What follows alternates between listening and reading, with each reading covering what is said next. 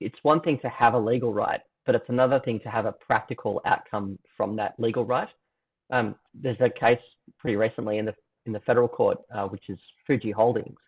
So in that case, Fuji Proprietary Limited held 34% of a parent company, Shanlin Property, while Curlin, which is a different shareholder, held 66%. So it seems like Curlin is the one in control because Curlin owns 66%. So Shanlin, this is a company that is owned by each of these two shareholders, has in turn two directors, Ms. G, who is also a director of Fuji, that's the minority shareholder, and Ms. Lee, who is a director of Curlin. So Curlin wants to dismiss Ms. G, but the Constitution requires a quorum of two, and Ms. G refuses to attend any meeting in which she is sought to be removed. So this leaves Curlin with a theoretical power to remove Ms. G because Curlin is the 66% shareholder, but without any practical capacity to do so. So Fuji has to then litigate it, brings an application in the federal court for the appointment of a provisional liquidator. And the court found in that case that there was a reasonable prospect of winding up the company because of the constitutional and administrative vacuum that had prevented the valid exercise of voting power and created a deadlock. And so it really just goes to show that it's one thing to have the legal rights, but it's also another thing to have the practical capacity to exercise those legal rights. Yeah, very interesting, that case. Can't argue with that. Practical outcomes versus legal rights and legal outcomes. There are all sorts of considerations that people need to make. You think about it, court is one tool, but it's not the only one, and often the most expensive one. I start to then roll back to our earlier points as well. What can people do earlier? So many different ways to design an exit or a reset, rather than having to go through one imposed by the court and spend an enormous amount of money. Comes back to your point before, Severa. Get advice early. You can keep it to yourself, but perhaps consider getting advice really early. One of the real benefits of getting that advice early is that it's another brain to think about how is it that this could go off the rails. And in the example that I was just giving in this Fuji Holdings matter, a qualified legal advisor could have said, look, you might own 66%, but in order to exercise your right, you need a quorum. And without the quorum, you can't do anything. And so you might not be able to exercise your right with this requirement of a quorum of two.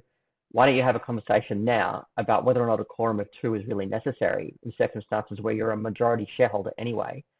Or alternatively, insert some clauses that deal with a deadlock type situation. And had that occurred, then this matter very much would not have been likely to go to litigation. Thinking about deadlocks, you could perhaps say a lot of the disputes are 50-50 companies, family operations where relationships break down, divorce, siblings fall out is very common, second marriages. You might have two equal owners, no tiebreaker, no clear chair, or casting vote creates those situations, a lot of difficulties, and every big decision for the company becomes a big standoff. And then, you think about like having a shareholders agreement early whilst everyone still gets along it's crucial. It's invaluable. Clear rules for exits, valuations, tiebreakers, and what happens if someone dies, divorces, or wants out. Set clear roles. Who manages day to day? Who is more of an investor than a manager?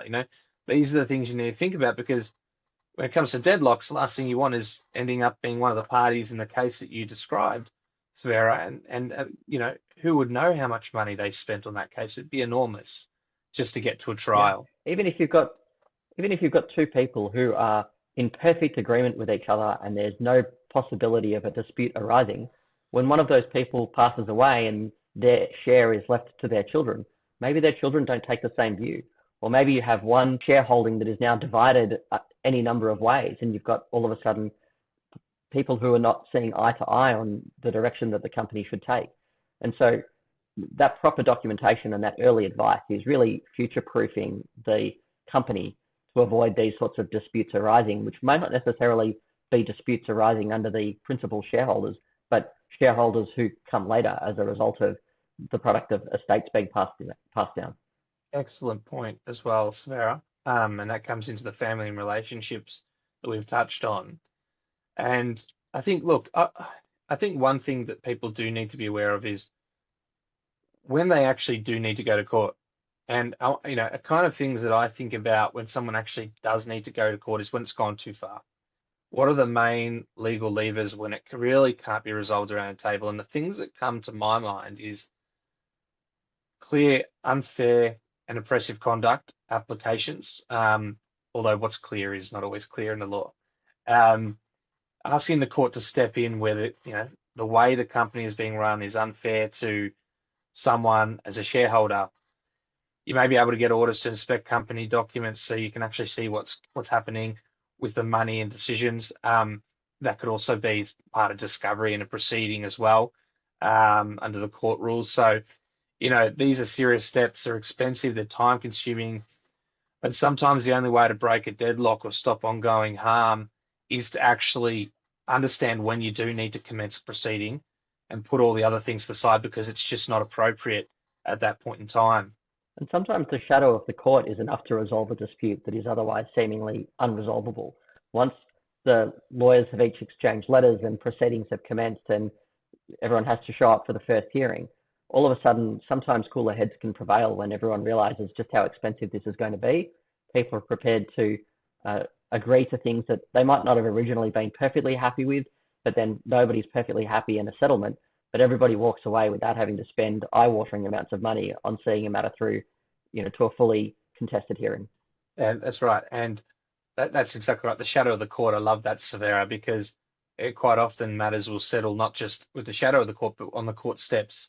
And it's very easy to be keyboard warriors and tough and writing, but then when you're in the court being stared down by a judge and put on the spot, well, or cross-examined, it's not exactly a comfortable experience to go through, is it?